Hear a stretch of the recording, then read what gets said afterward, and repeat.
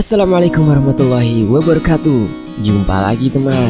Terima kasih banget ya teman-teman udah nyaksiin sampai sejauh ini. Di bagian ini Aka menyembuhkan dua orang sekaligus. Menyembuhkan siapa dan penyakitnya seperti apa? Oke, kita cari di bagian ini ya. Tapi sebelum masuk ke ceritanya, mari kita berdoa dulu ya.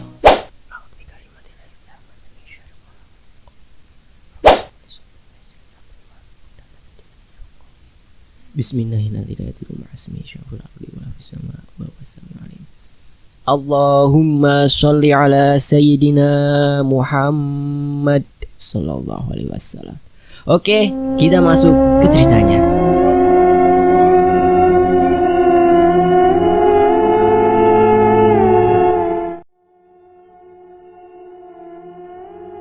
Andi, hari itu aku bersama Mama Shinta pergi ke rumah keponakan Mama Shinta. Fiona bersikeras ingin ikut, tapi kularang karena kurasa akan ada hal yang kurang baik terjadi. Rumah keponakan Mama Shinta di pinggiran kota. Rumahnya tak terlalu besar, merupakan bangunan zaman dulu. Kulihat para tetangga rumahnya pun ramah-ramah ya. Aku dan Mama Shinta sampai depan rumah keponakannya. Setelah mengetuk pintu, muncul seorang wanita setengah baya mempersilahkan masuk. Mama Shinta memperkenalkan aku sebagai anak angkatnya, dan wanita setengah baya tadi adiknya bernama Tante Ratna. Kami diajak ke ruang tengah. Nampak putra Tante Ratna terbaring. Kata Tante Ratna, Andi sudah sebulan tak bisa berdiri. Menurut dokter, tak ada apa-apa. Dan ada orang pintar yang mengobati meminta sapi untuk dipotong dan dibagikan dagingnya sebagai syarat agar Andi kembali bisa berjalan. Tapi Tante Ratna tidak bisa memenuhi permintaan syarat orang pintar tersebut karena ayah Andi hanya pedagang sayur keliling, tak sanggup membeli sapi. Tante, mohon maaf, boleh saya menyentuh kaki Andi? Kataku. Boleh nak, kalau bisa tolong anak saya agar bisa seperti sedia kala, kata Tante Ratna. Saya nggak bisa nyembuhin, hanya Allah yang bisa. Kita cuma wajib ikhtiar, kataku. Aku pegang telapak kaki Andi. Hawa dingin masuk ke tanganku. Aku kumpulin tenaga dalam dan perlahan salurkan ke kaki Andi. Aneh. Ada penolakan. Ada hawa dingin mencoba mendorong energi yang kusalurkan. Sekali lagi kupaksa mendorong hawa dingin itu, dan mulai energi tenaga dalam mulai masuk. Apa yang kamu rasa sekarang, Andi? Kataku. Kakiku terasa hangat. Mama, lihat aku. Aku sudah bisa menggerakkan jari-jari kakiku, kata Andi. Oh iya nak, alhamdulillah, kata Tante Ratna. Tante, ada minyak buat ngurut kaki Andi. Sama Tante bisa dibuka lebar-lebar tuh jendelanya, kataku. Ada minyak kayu putih, kata Tante Ratna. Tambah minyak kelapa dikit ya Tante, biar licin pas ngurutnya, kataku. Iya nak, kata Tante Ratna. Tante Ratna membuka jendela lebar-lebar dan kemudian mengambil minyak kayu putih dan minyak kelapa. Tak lama kemudian Tante Ratna sudah kembali membawa minyak kayu putih dan minyak kelapa. Aku campurkan kedua minyak itu. Andi, tahan ya, agak sakit, kataku. Iya kak, kata Andi. Aku mulai memijit sambil menyalurkan tenaga dalam, mulai dari telapak kaki Andi, menahan rasa sakit. Yang aneh, bau bangkai mulai tercium. Aku melanjutkan ke betis Andi. Di sini ada gumpalan dalam kaki Andi. Aku salurkan tenaga dalam pada bagian kaki itu dan membaca doa-doa. Andi kini menjerit kesakitan dan bau bangkai memenuhi ruangan itu. Mama Shinta sampai ke belakang dan terdengar suara Mama Shinta muntah-muntah. Lama aku memijat bagian gumpalan itu. Keringat mengucur di wajahku dan tiba-tiba sekelebat benda kecil loncat dari dalam kaki Andi. Benda itu loncat keluar jendela dan bau bangkai mulai menghilang. Aku sudahi memijat Andi. Andi, coba kau gerakan kakimu, kataku. Kakak, Aku bisa menggerakkan kakiku lagi, tapi masih lemas, kata Andi. Sabar ya, semoga dalam beberapa hari kamu bisa berjalan lagi, kataku. Kakak, aku mau coba berdiri ya, kata Andi. Aku membantu Andi berdiri.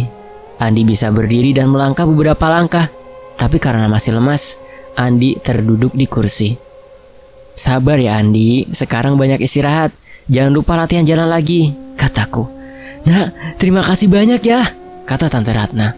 Sama-sama Tante, semuanya pertolongan Allah, kataku. Bagaimana sekarang? Kata Mama Shinta yang baru dari kamar mandi. Udah mendingan, bisa berdiri dan jalan, walau sedikit, kata Tante Ratna. Alhamdulillahirrabbilalamin, kata Mama Shinta. Kemudian kami ngobrol dan makan siang di sana. Setelah sholat Asyar, aku dan Mama Shinta pamit pulang. Tante Ratna memaksaku menerima amplop berisi uang. Aku pun bersikeras menolaknya. Mama Shinta pun bilang kalau aku gak pernah menerima uang kalau menolong. Akhirnya, Tante Ratna mengerti. Aku dan Mama Shinta memberikan oleh-oleh makanan untuk yang sakit. Sebelum pulang, Tante Ratna memelukku sambil menangis dan berterima kasih. Aku dan Mama Shinta pamit pulang dan naik mobil menuju rumah. Dalam mobil, Mama Shinta bertanya, "Nak, tadi yang mengganggu Andi sampai tak bisa jalan apa?" kata Mama Shinta. Kalau jelasnya aku tak tahu, tapi benda yang loncat keluar kayaknya itu penyebabnya." "Benda itu juga yang bau bangkai," kataku. "Itu kiriman atau apa?" kata Mama Shinta. "Bisa jadi mah, nanti malam kita sama-sama doa aja mah, semoga gangguannya cuma sampai di sini," kataku. "Iya nak," kata Mama Shinta. Mobil pun melaju di tengah jalanan yang padat menuju rumah. Bu Sofi. Hari itu, Fiona masuk rumah dengan cemberut, lalu duduk di samping aku. "Kenapa cantik? Kok wajahnya cemberut?" kataku. "Lagi sebel, masa tadi di depan Bu Sofi nanya ke aku udah isi belum?" Aku jawab belum. Kata Bu Sofi mesti cek ke dokter, siapa tahu aja di antara kita mandul, kata Fiona. "Terus jawab ayang gimana?" kataku. "Aku jawab aja, aku lagi pakai KB, nunda kehamilan, masih pengen bulan madu," kata Fiona. "Terus Bu Sofi bilang gimana?" kataku. "Bu Sofi bilang jangan ditunda-tunda, nanti malah susah dapat anak," kata Fiona. "Udah jangan dipikirin, biarin aja," kataku. "Iya, kata-kata ibu-ibu di komplek ini emang Bu Sofi suka ngomongin rumah tangga orang," kata Fiona. "Ya jangan ditiru, lebih baik kita bicara yang baik-baik aja ya," kataku. "Tapi yang kayaknya kalau ada anak di rumah gak bakalan sepi ya kalau yang lagi keluar ada yang temenin," kata Fiona. "Kan ada Bibi, kadang ada Tania," kataku. "Tapi beda yang," kata Fiona. "Yang sabar ya, kan semua keputusan berada di tangan Allah Subhanahu wa Ta'ala yang sering aja berdoa," kataku. "Iya, semoga aja cepat dipercaya punya omongan ya," kata Fiona.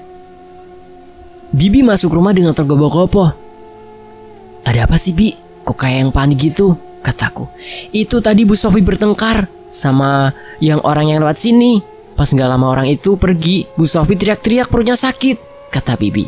"Bu Sofi di mana sekarang?" tanyaku. "Masih di pinggir jalan," kata Bibi. "Ayo kita ke sana Bi," kataku. Aku, Bibi dan Fiona keluar rumah menuju arah Bu Sofi. Terlihat Bu Sofi memegang perutnya sambil merintih kesakitan, dan beberapa orang hanya melihat saja. Aku papa Bu Sofi ke rumahku.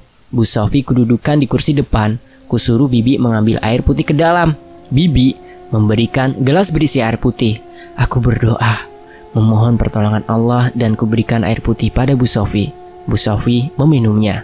Tak lama kemudian, Bu Sofi merasa mual dan kemudian Bu Sofi muntah di halaman rumahku. Benda hitam kecil keluar dari dalam perut Bu Sofi. Kami melihat benda apa yang dimuntahkan Bu Sofi dan benda itu bergerak-gerak.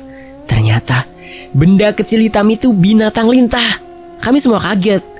Aku juga kaget pertama kali aku melihat hal seperti ini. "DAK, itu kan lintah. Kok bisa ada dalam perut ibu?" kata Bu Sofi. "Aku juga gak tahu Bu. Yang penting sekarang ibu sudah baikan. Bersyukur pada Allah, masih diberi kesehatan dan tetap berdoa minta diberi perlindungan," kataku. "Iya dek, makasih udah ditolong," kata Bu Sofi. "Yang nolong Allah Bu, aku cuma manusia biasa," kataku. "Ibu mau pulang dek, makasih," kata Bu Sofi. Silakan Bu, biar diantar Bibi dan Fiona sampai rumah Ibu, kataku. Fiona dan Bibi mengantar Bu Sophie ke rumahnya yang tak jauh dari rumahku. Aku masih berpikir, begitu hebat ilmu orang itu, bisa memindahkan lintah ke perut Bu Sophie. Sayang, kenapa bukan digunakan untuk kebaikan ya? Kulihat Bibi dan Fiona sudah pulang dari rumah Bu Sophie. Gimana? Bu Sophie udah gak apa-apa kan? Kataku. Iya, kayaknya sehat dan di rumahnya ada suaminya, kata Fiona. Dan bekas muntahnya Bu Sophie biar Bibi yang bersihkan, kata Bibi. Iya, makasih Bi. Lintahnya buang di selokan depan ya Bi, kataku. Iya Den, kata Bibi. Yang, antar ke depan komplek ya, kata Fiona. Oke Nyonya, kataku. Ayang, aku pengen rujak yang jualan depan komplek tuh. Oke Tuan Putri. Ih, tadi Nyonya, sekarang Tuan Putri. Maunya dipanggil apa cantik? Adinda aja ah. Hehehe. Siap Adinda sayang. Aku mengeluarkan motor. Aku dan Fiona pergi ke depan komplek. Kami menghampiri tukang rujak. Fiona memesan rujak. Tiba-tiba, aku merasa aura yang kuat. Aku menengok ke samping. Apa itu orang yang berdiri di sana? Lelaki setengah baya berjaket kulit. Dia memiliki aura hitam yang kuat. Ayang, udah nih rujaknya. Kok malah ngelamun? Ada apa? Gak Dinda, ayo pulang. Ih, ntar dulu. Masa Bibi gak dibeliin apa-apa? Kata Fiona. Beliin apa tuh buat Bibi? Kataku. Bakso aja ya Yang, kata Fiona. Oke, kataku. Fiona memesan bakso ke tukang bakso yang berjualan di sebelah tukang rujak. Aku melirik ke orang itu dan orang itu pas menatap tajam kepadaku. Suara lirih berbisik di telingaku. Hati-hati dengan orang itu. Ayang, udah. Malah ngelamun lagi, kata Fiona. Iya, ya udah yuk, mari pulang, kataku. Aku naik motor dengan Fiona. Pas di motor, Fiona berbicara. Yang, jangan panggil Adinda ah, cukup Ayang atau Fiona, kata Fiona. Iya Yang Fiona, kataku. Pikiranku masih memikirkan orang itu yang memiliki aura hitam kuat dan kurasa ada hubungannya dengan lintah di dalam perut Bu Sophie. Gimana teman-teman? Alhamdulillah ya, kakak bisa nyembuhin 2 orang sekaligus. Bu Sophie yang suka ngedumel mulutnya sama Andi, keponakannya Mama Shinta. Oke, sampai di sini dulu dan admin undur diri. Wassalamualaikum warahmatullahi wabarakatuh. Sampai jumpa di bagian berikutnya. Terima kasih teman-teman.